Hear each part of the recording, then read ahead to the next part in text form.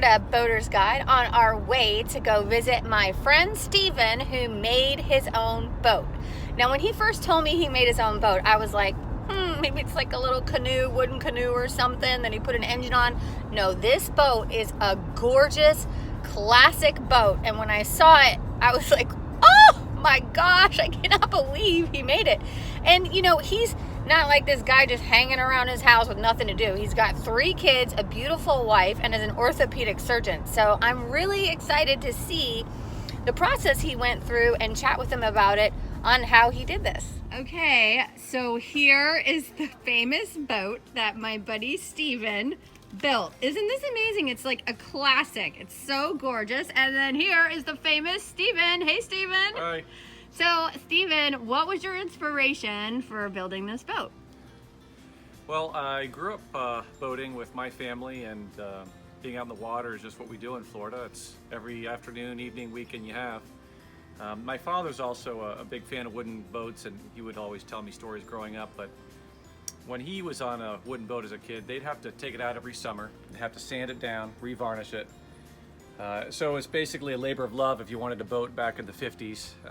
And I always had a liking to those style of boats, but never thought I'd have something like that. And this was an opportunity to build something very much like those boats he used to ride and drive, but with newer modern materials and epoxies and fastenings. You can build something like this that you can put in salt water, you can use year after year, and it's not every 6 to 9 months taking it out and caulking or sanding and putting new coats of varnish on it to make sure it's not going to leak too much. Yeah. All the old boats did leak. That was just part of what they did. You let the wood swell, and after enough seasons, you just couldn't use it much anymore without a good restoration. So That's so, I just still can't believe you did this.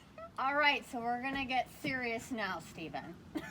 So, I know you are a very successful orthopedic surgeon, father of 3, and a husband of a beautiful wife. Where did you find time to build this boat? Well, time is a luxury you don't always have, but as you have to, and especially in our career, you have to make time. Yeah. I got the idea, something I'd wanted to do for some time, but I had 15 minutes of free time once at work. So get on the internet, start looking at boat plans, and that's where I found Glenal Boats was where the plans I got it from. Okay. And this design was the perfect size. It was an outboard, so it's easy to put a motor on. It's good for the shallow waters in Florida. And that's when I got the plans, ordered them. And I was also looking for a hobby that I could do because my kids were almost 2, 4, and 6 years old. Yeah. So they're young, go to sleep at night. You can't really do too much. You're exhausted from your day, but you have a little bit of energy left to do something maybe for yourself. So basically found time at night, 45 minutes here and there, and just over time doing a little bit How every long night. did it take? 22 months. 22 months. So Okay. I would say about 3 hours a week. And you did it all back here? All in my garage, in your garage, yep, okay. and made more sawdust than I ever thought a saw could make.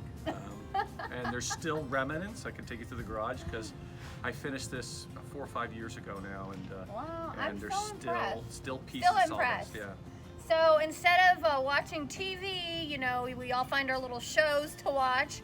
You could build a boat instead. All it takes is 45 minutes a night for 22 months. So, Steven, what's the design of this boat, and tell us a little bit about the process. So it's a Glenal boat design. He was a naval architect that his company's been around for gotta be more than 60 years.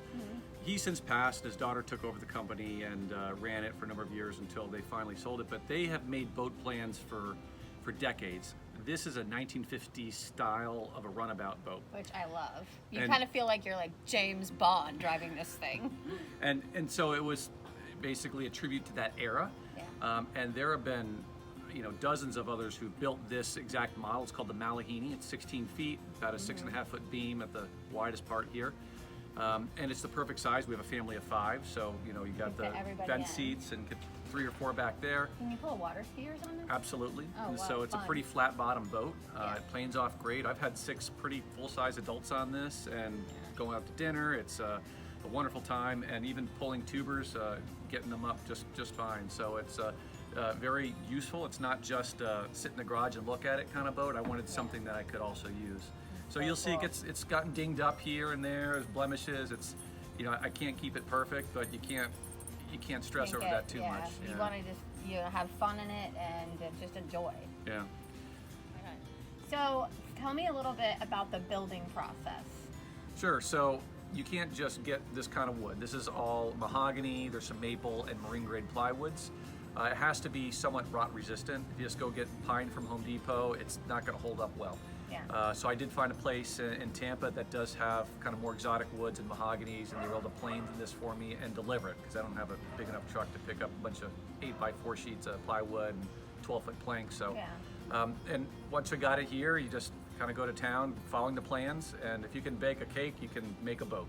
So you just Really? follow the plans. I Absolutely, don't know. yeah. I can bake a cake. I don't know if I can do that. You just do step at a time, though. It's really all it is.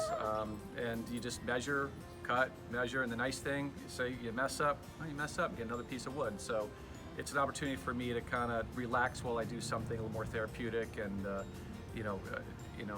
that hobby, it really helps. It's very peaceful. It really is, yeah, and it makes you feel good when you see the finished product.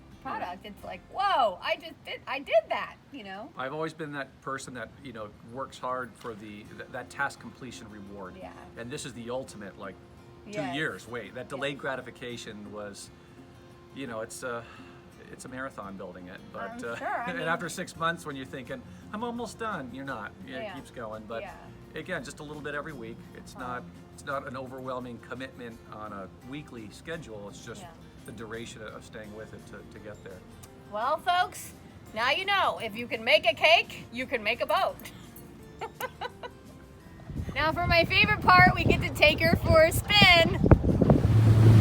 You take it out every weekend? As much as I can. Yeah. Weather's nice like this. It's hard to not take it. Where are you guys going?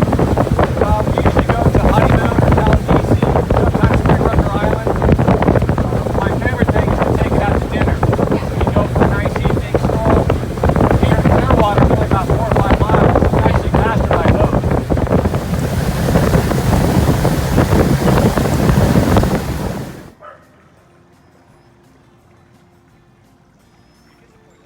So, of course, every boat has a name, and what better name to have than the name of Steven's wife, Lauren Michelle. Well, there you have it, friends. Now you've got to see in real life someone that made a boat, which is awesome. Sure. Well, thanks for coming by. It's Thank awesome. you. And again, it's all about having a good time with those you love and that shared experience. And building this, I knew I'd be able to have that. And so have at it, whatever you decide to do. There are plenty of resources online if you want to ever build one. But again, just make sure you do it with those you love. For sure, for sure. Well, thank you guys so much for watching, and hope you have a beautiful day.